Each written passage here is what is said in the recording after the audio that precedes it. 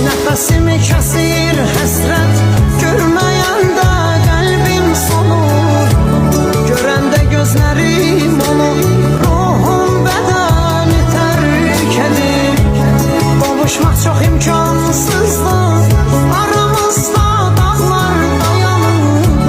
Rəbbim yetirsə də ölüm, son dəfə gözlərim görür. Hardan çıxdın sən qarşıma, belə olmuşsan başıma. Yadlar məni dəfn edərkən, gəl hələ baxdan tutuma. Qurban olub verməz ürüm, gəl bir kərə üzün görür.